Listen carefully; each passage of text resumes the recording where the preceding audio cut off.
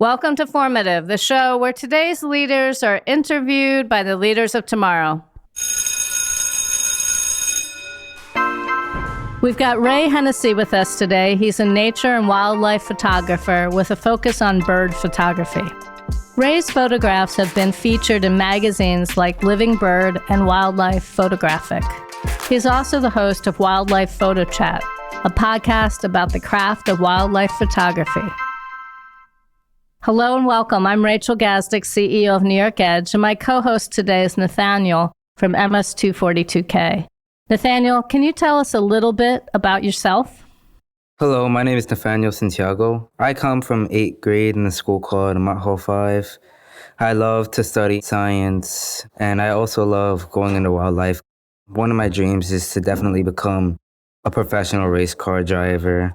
Wow, if you love wildlife, I think we're talking to the right guy today. Nathaniel, who will we be interviewing today? Today, we're going to be speaking to Ray Hennessy, who is a wildlife photographer. I'm actually really excited because I've seen some of his photos online before, and being able to meet somebody that has gotten great success is truly outstanding. Well, let's bring him in. Ray, welcome, and thank you so much for being on today's show. Glad to have you here. Hey, nice to see you guys. Thanks so much for having me. All right, Nathaniel, take it away. What's your first question for Ray? My first question would be, what is your personal mission statement? I don't know that I have one, but if I were to think about trying to sum it up, for me right now, my goal is to share beautiful, creative, and unique bird and wildlife photography, all while helping others learn to achieve their own goals with their wildlife photography. I really enjoy the teaching and sharing process. Every photo I share, I try to include some helpful information in it that can maybe help somebody that doesn't have as much experience as me kind of get more experience or grow faster. So I would say that's probably it for me. Very nice. What inspired you to start this photography fantasy? So I grew up actually with my father, always out in nature. My family and my dad and I always had this connection to nature. And he actually started with just backyard bird photography. So feeding the birds in the backyard. And then we got him a camera for Christmas once. And he was always into photography. But when digital came around, we got him a camera and he just started shooting stuff in the backyard. And at that point, I had already been working as a photographer, but not photographing nature at all. I've tried all kinds of different types of photography just as a hobby and for fun. And my first job was working for a wedding and portrait photographer. And so I've had jobs that worked in other genres of photography and tried a lot of different types of photography. And so my dad got into it, and I was kind of like, oh, that seems really cool. I love it. Just like connecting us back to nature. I got into doing that with him. And so him and I just started slowly just going out, and it started in the backyard. And then it was, let's go to this nearby park. And then it's, let's go to the nearby National Wildlife Refuge. And it just grew from there. And Nathaniel, instantly, I was just hooked on it. Just being outside, getting out in nature, and then just seeing all these animals, and then being able to photograph them and then share that as well with others just became a massive passion. Very nice, because I think it's really inspiring that it portrays a message perfectly that you have to start somewhere. You have to start somewhere small, and then you'll end up someplace big, just as how you were talking about starting up in your backyard with your father. Yeah, it definitely took me a long time. And there's, I talk to a lot of students of mine and people that message me all the time about the growth in this. And today it's like, especially with social media, it's the age of instant success, overnight success, virality. And that was so far from my experience. It was the complete opposite for me. It was just years of sharing. And I actually just looked it up the other day, but I've been sharing a photo every single day for the most part. Every once in a while I miss a day for, I think it was 11 years now.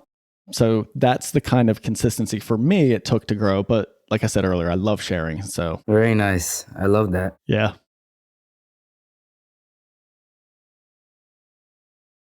Where did you study to become a photographer, or did you guess it on yourself? Mostly self-taught. It was right in high school, actually. So like I said, my dad was always into photography. He was like one of those guys that back in the day, and it's because it's not so common anymore, but he had like a dark room in his basement and stuff like that. And he always was just into it. So I was around it and exposed to it. Pardon the pun there. But I didn't really connect with it until I was in high school. And the reason being, I never considered myself very artistic. I was always much more technically oriented. And so when I actually got into photography, I got into it just on the computer side of things. This is going to date me here, but it was 1999, my senior year in high school, and digital photography was just becoming a thing. And so it was like the first year that school ever offered a class in digital photography. The teacher gave me a book called the Photoshop Bible. It was like 800-page book. I read it cover to cover. And at that time in my life, I had this weird ability to retain it, most of it. And within a month, I was teaching the class. He was like sending other students to me to answer questions and stuff like that. So that Photoshop Bible book got me started on the computer side of things. And then I never took any more formal education other than that. It was my jobs that taught me. So I learned on the job, I learned at my first photography studio how to be a little bit better with weddings and portrait photographers. And wedding photography in general is a little bit of everything. As a wedding photographer, you're photographing the people, you're doing group portraits and couples portraits, and then you're photographing the details, and then you're photographing like documenting a live event. So there's like event photography in there. So there's a lot of different kind of genres kind of mashed into wedding photography. And so that was a good experience for me to learn a lot about different things. And then I transitioned into working with an architect photographer. And that was a whole different thing. I did all the post-processing, the editing in the computer. I was sitting there in Photoshop for 40, 50 hours a week for 8 years, just sitting at the computer. So I got really good at editing photos and making them look their best. And so a lot of it self-taught, just learning, but working around others that have taught me and guided me along the way. I love how when you were talking about the books you were looking at and that you read cover to cover, I love how that kind of gives an example of studying and reading and how important it is as like a message to students today. And it shows that even though you might not love it, it's going to get you somewhere. It's going to get you a job. Well, and I can tell you too, Nathaniel, from my experience, what helped me really learn that and connect with it is that I did love it. That was the thing. I loved that so much. So it was really easy. I was eager to learn it. There was nobody over there telling me I should learn it or put in this many hours. I got that book and I think I read the whole thing in a month. And I just, every night I wanted to do more. And this was separate from school. I was just doing this on my own. And so I think when you find that thing that connects with you, you're going to be eager to learn it. Very good. What type of places have you traveled across the world to take your photos? So I haven't done too much international stuff, but just to give you an example, this past year, I started the year with a road trip from South Carolina all the way out to Texas and then back and down into Florida. And then from there, I went to New Jersey to do a little bit of work. From there, I went to Quebec to photograph some songbirds that only nest up there. So me and my girlfriend went up there. And then I came back down into the States, flew to Alaska for 2 weeks and went to a bunch of places there. And then came back. Then we drove to New Hampshire and I worked there with some loons that I do some workshops there every middle of the summer. Then I went up to Newfoundland, back into Canada, which is as far east as you can go. That island is way out there. It's like the one weird place that has an hour and a half time zone. They're an hour and a half ahead of us. Isn't that weird? Yeah, it's really weird. It's an hour and a half. I didn't even know there were half-hour time zones until I got there. So anyway, I get there and I spent about a month and a half there doing some work. And then my girlfriend and I got in our van. I live in a van. I've done that for a little over 2 years now. And so that's my home. I have no other home. And so we went from Newfoundland in through Canada and down into Michigan. We went to Wisconsin, went to the Great Salt Lake out in Utah, then went out to California, and then slowly worked our way back down into Arizona, back into Utah, and hit a bunch of states along the way there. So been all over the place. I just looked it up the other day. I think I have 40 of the 50 states I've been in the past few years doing some photography and stuff like that. And so I'd love to branch out internationally. It just takes time and money, but eventually I'll start traveling some more places like that. Yeah, out of those 40 states, what would you say has been your favorite place to take your photos?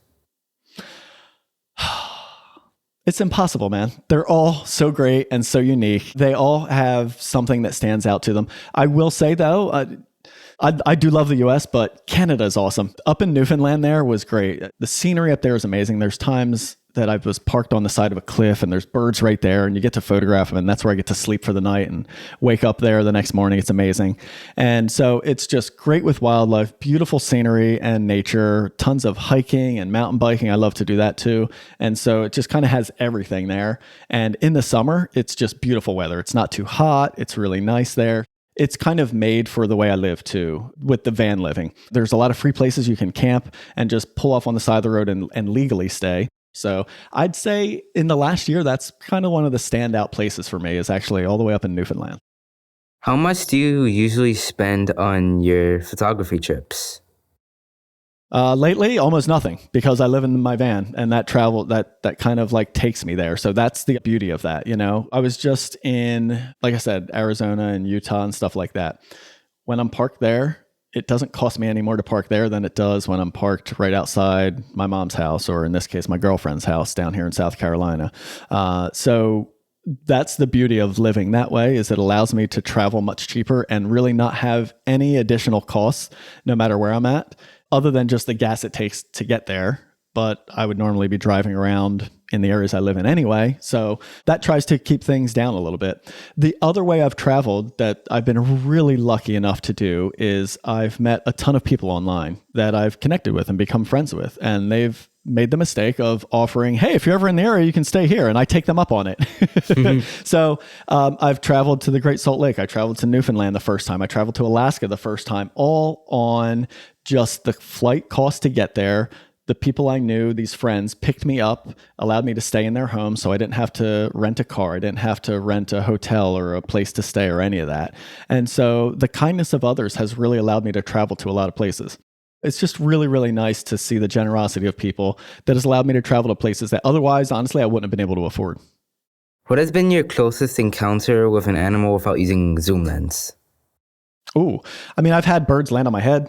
I had a bird land on my hat once. I'll go back to Newfoundland because I love Newfoundland there. So I'm on the cliff. It's a 300-foot cliff straight down to the ocean, right? You're able to walk right up to the edge of this cliff. Don't make a wrong step because, no joke, you're dying. But we're photographing these seabirds. They're these really large seabirds. Their wings are almost like longer than my hands are stretched out. Really big birds. Very big wingspan. And yeah, there's 10,000 of them there, right? So that's the seabird colony. They're nesting there. And then there's 10,000 other types of birds there too. So there's like 20, 30,000 birds just flying around all over the place. And so a lot of them fly really close to this cliff. And so I put a wide angle lens on. It's a 24-70, and I had it set at 24 millimeters. So showing the whole scene off in the background. And I'm sitting there just kind of crouched down in between a couple of rocks, just trying to hide. And so they don't really see me standing out. So they're going to fly close by over my head. I'm going to snap a shot when one flies nearby, right? All of a sudden, I'm looking through my lens and I just hear and feel this like whoosh, whoosh over my head. And I feel a wing hit the top of my head. And I look up and one of these gannets had landed on the rock right next to me. And so I'm sitting here pointing my camera straight ahead. The bird is just to my right. And I just sort of peek up and look, and it's like, he's right there. It's crazy. And so all of a sudden, I just slowly move the lens up and just hope, like in my head, I'm saying, don't move, don't move, don't move, you know? And then he stayed and I was able to get some shots there. So I got this beautiful shot of this gannet really close up. It was kind of intimidating. The bird was so big and just right in my face. They got like a big bill. I'm like, man, he could really like probably poke me in the face if he wanted to there and hurt me. But he just relaxed. I moved really slowly. He just didn't care about me being there. And I was able to photograph him with the whole colony of these like 10,000 other birds in the background that you can see. And so, yeah, I've had a few encounters like that where things come really close and either land on me or right next to me, which is pretty amazing. And you do not need a lot of expensive stuff for that, but it doesn't happen often. You're lucky to have those encounters because it makes it easier for you to take the photos. Yeah, definitely. I really appreciate wildlife, especially birds. I feel like very colorful birds with a good mix of color. That's what I really like tropical birds. Yep. I'm getting ready to go to Costa Rica in January, so I'll be seeing some tropical stuff down there, yeah. Well, if you had a rare type of bird or any animal that's rare that you would want to photograph, what would it be and why? You know what? I really want to photograph and have some experience with penguins, and I want to do it in Antarctica because that's like my dream location is to go to Antarctica. I haven't been there yet. All the photographers I've talked to that have been there say it's a life-changing experience just because that place looks so unique. It's understandably, there's nowhere else on the planet like it. It's an extreme location. Lots of snow. And one of the things I like in my photography is to keep things clean and sort of a minimalist style. And you certainly get to do that there with a lot of white everywhere and snow. And also the fun part is a lot of the animals there aren't used to humans, so they're not afraid. And so you get to have a lot of these closer encounters potentially. And penguins are just like, they're really pretty and cute and goofy and silly. And I've never even seen one in the wild. So that I think would be a fun experience to photograph some penguins down in Antarctica at some point. So hopefully I can make that happen. Very nice. Do you have any special techniques that help you take your wildlife photos? Yeah, there's a lot. The biggest piece of advice, I think the best piece of advice I give to a lot of the students I work with is to just practice. There is, just like most things, right? There's no one thing that just makes it great. You have to practice. You have to be well-rounded. You have to learn all aspects of it. But for me, what I try to put into my photography is something unique. And I try not to follow the trends as much as possible.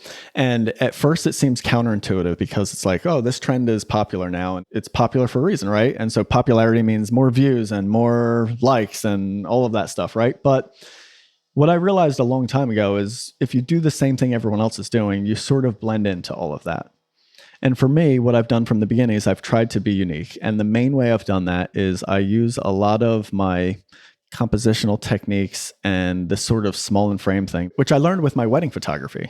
My wedding and portrait photography is where I learned that. And I brought that into my wildlife photography. And for me, if you think about photographing a bird in a place, let's say you're in a beautiful place, you have this beautiful mountain scenic background, right? And you have this big zoom lens and you zoom in crazy close on the bird and you photograph the bird and the bird fills the frame and you see nothing else. The background's blurred and it looks clean. You can show off that bird, but where is that bird? We have no idea.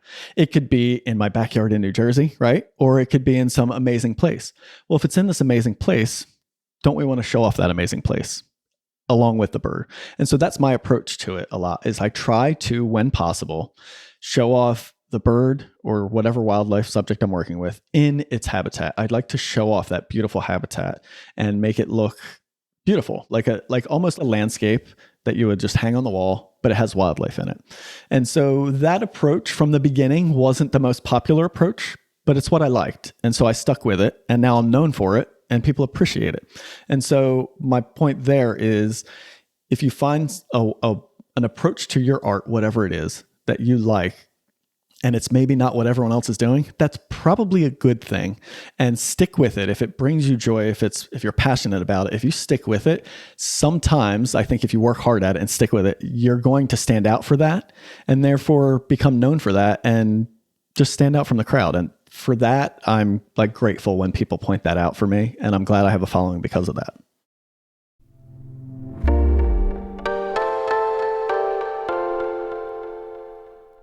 10 years ago, where did you see yourself in 10 years?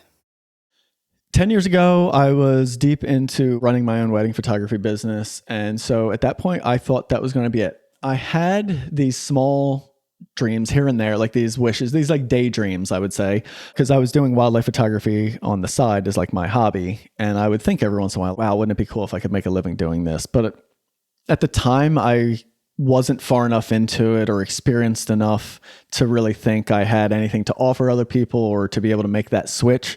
I didn't know how on earth I would ever make any money from just taking pictures of birds compared to weddings. Weddings are pretty straightforward. You know, a lot of people get married. They want a wedding photographer. There's a business model there that's kind of obvious. But with wildlife, anytime I thought about it, it was like, how would I be making a job from that? And so it was always just like a quick passing dream and not something I ever really thought about too seriously 10 years ago. So I think if you asked me 10 years ago, I probably would have just assumed I was going to keep doing the wedding thing because I was enjoying it to an extent. I didn't hate it. And I was still my own boss, which was great. Running my own business with my ex, that was still a wonderful thing. I had control over my schedule and when I wanted to work and how often I wanted to work. So that was a nice bonus. And so I would have been happy doing that, but I certainly am happier doing this. Hey, I have a question for you, Nathaniel. You just asked Ray what he thought he wanted his life to look like in 10 years. Do you know what you want your life to look like in 10 years? You know, you're 13, right? Yes, I'm 13. So let's see, you'll be 23. 10 years ahead, I think I would imagine myself being in some sort of college or school that can help you get knowledge on cars, since that's really my dream. I want to be able to know how to fix cars and how to work on it. So not only can I do whatever I want when I get a car, but also to help my family, because my family's helped to raise me, and I also want to be a huge benefit for my family since they've cared for me, and I want to return the favor. Oh, I love that. It's helpful to have such a vivid picture of what you want. I wanted to jump on that 10-year thing. I just did an Ask Me Anything on Instagram the other day, and I had a bunch of questions come in, and somebody asked me the same thing. They said, where do you see yourself in 10 years? And I took a moment to think about it, and I realized how grateful I am right now because I got to answer it completely honestly and say, I don't want to change a thing. Like, I'm there. Like, that's a great feeling. And I've never been able to really say that in my life. There's always been something that I've been like looking for, working towards, stuff like that.